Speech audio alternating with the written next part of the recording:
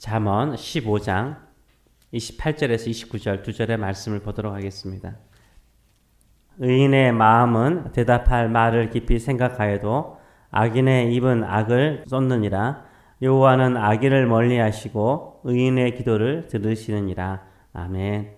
오늘 이 말씀을 가지고 마음에서 나오는 말인가 입에서 나오는 말인가 라는 제목으로 같이 은혜를 나누기를 원합니다. 잠언에서 지혜로운 삶에 대한 여러 가지 교훈 중에 하나가 바로 언어 생활입니다.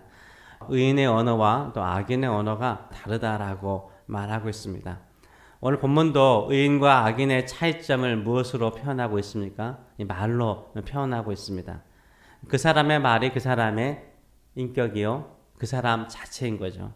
그래서 그 언어 그 자체가 그 사람인 것입니다. 그래서 내가 어느 정도 하나님 앞에서 성숙한 사람이 되었는가, 그것은 나의 언어 생활을 보면 알 수 있는 것입니다. 오늘 본문은 아주 멋진 표현을 하고 있습니다. 간단한 말씀 같은데 자세히 보면은 대조법을 통해서 이 언어에 대해서 이야기를 하고 있습니다. 어떻게 의인과 악인을 대조합니까? 의인의 마음 그리고 악인의 뭘로 대조를 하죠? 의인은 마음에서, 악인은 입에서 나오는 말을 한다라고 말하고 있어요. 또한 의인은 대답할 말을 깊이 생각하지만 악인은 입에서 악을 쏟아낸다라고 말을 하고 있습니다. 정합적으로 말하면 의인은 마음에서 나오는 말을 한다는 거예요. 그러나 악인은 입에서 악이 쏟아서 나온다라고 말하고 있습니다. 즉 의인은 마음속에서 깊이 생각하여서 대답할 말을 하지만 악인은 아무 생각 없이 그냥 입에서 나오는 말 그대로 막말을 한다는 거죠. 그래서 29절의 말씀을 보게 되면 그들의 결과는 하나님과의 관계에도 문제가 생기는 거죠. 막말을 하기 때문에 사람과의 관계도 문제가 있고, 악인은요, 악인은 막말을 해야 되기 때문에 사람과의 관계도 안 좋지만 하나님께도 멀어진다는 거예요. 하나님은 악인을 멀리 하신다라고 말하고 있습니다. 왜 악인을 멀리 할까요? 들을 가치가 없기 때문인 거예요. 그러나 하나님께서는 의인의 기도는 들으십니다. 29절의 말씀을 보게 되면 의인의 기도는 들으신다라고 말하고 있습니다. 왜 의인의 기도는 들으실까요? 그들의 말은요, 그들의 깊은 생각 속에서 나오는 마음의 언어이기 때문인 것입니다. 기도도 입이 가는 대로 기도하지 말고 깊이 생각하며 기도하는 사람이 지혜로운 사람인 것입니다. 그러면 하나님께서 들으시고 응답하신다라고 말씀하고 있습니다. 우리의 말은 내 마음에서 나오는 말을 하고 있습니까? 아니면 내 입에서 나오는 말을 하고 있습니까?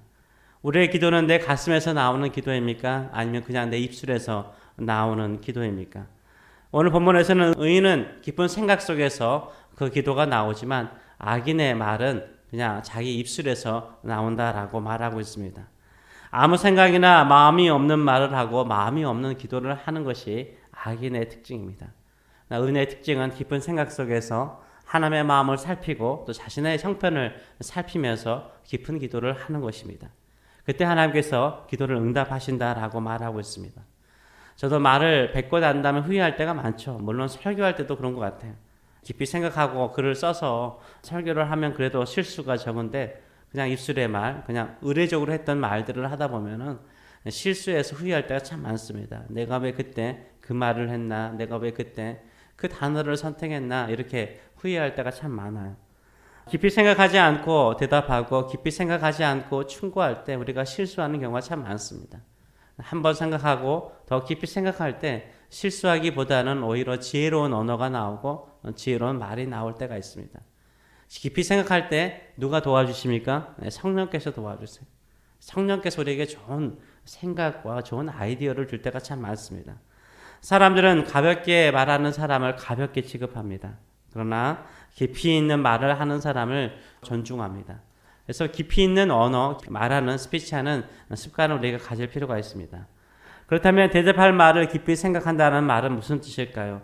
저는 이 깊이 생각한다는 말을 음식으로 좀 설명을 하고 싶습니다. 음식 가운데 깊이 있는 음식들이 있죠. 오랜 연륜이 있는 할머니들이 하시는 음식들은 대체적으로 맛이 있더라고요. 오랫동안 음식을 하시면서 그 맛을 개발해 나가기 때문에 먹을 때도 깊이 있다라는 생각을 가질 때가 많습니다. 근데 모든 음식을요, 세대기 하거나 아니면 음식을 처음 하는 사람이 하더라도 모든 음식을 깊이 있게 음식을 맛볼 수가 있을 때가 있습니다. 그 방법은 무엇입니까? 바로 입에서 오래 씹는 거죠. 입에서 오래 씹는 것이 얼마나 중요한지 몰라요. 건강에도 좋고 또 음식을 맛볼 때도 중요한 것입니다. 어떤 음식도 오랫동안 씹으면 뭐가 나죠? 단맛이 나죠. 깊이 있는 맛이 느껴지곤 합니다. 새댁이 한 음식이든 전문 요리사가 한 음식이든 다 음식에는 맛이 있고 그 맛을 깊이 있게 맛보는 방법은 오랫동안 씹는 것입니다. 처음에는 쓰레진 나물도요. 계속 씹고 또 씹고 또 씹고 또 씹다 보면 어떻습니까? 맛이 달아집니다. 맛있어져요. 오랫동안 씹으면 깊은 맛을 느낄 때가 많습니다. 왜 그렇습니까? 오래 씹으면 입안에서 타액이 나오죠. 타액이 나오고 포도당이 나온다고 그러잖아요. 타액이 나와서 단맛을 만들어주는 것입니다.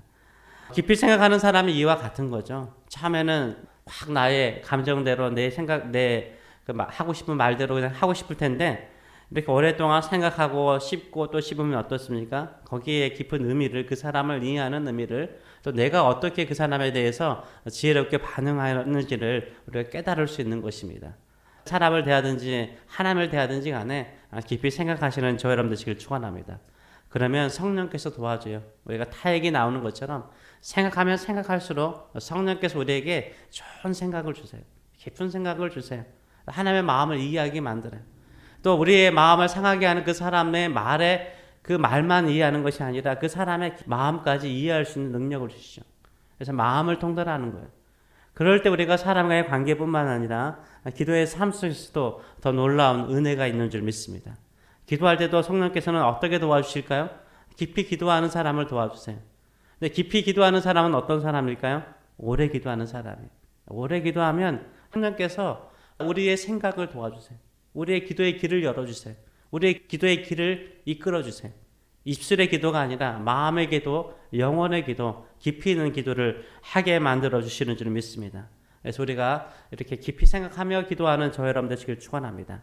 그런 분을 통해서 하나님의 마음에 연결되는 기도, 하나님의 마음을 즐겁게 하는 기도, 또 하나님께서 원하시는 말을 통해서 하나님의 뜻을 이루는, 통로를 이루는 기도의 삶을 살아가시는 저희들의 삶들이 되기를 축원합니다. 기도하겠습니다.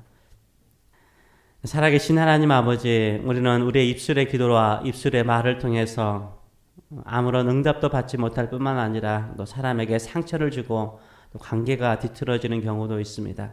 하나님 아버지, 의인의 마음은 대답할 말을 깊이 생각한다라고 말하고 있습니다. 하나님 아버지, 마음의 말을, 우리 마음속에서 나오는 말을, 우리의 깊은 생각 속에서 나오는 말을, 깊은 생각 속에서 하는 기도의 삶을 살아갈 수 있도록 인도하여 주시옵소서. 깊이 생각할 때 성령께서 반드시 우리의 생각의 길을 인도하시고 지혜의 길로 인도하여 주시는 줄 믿습니다.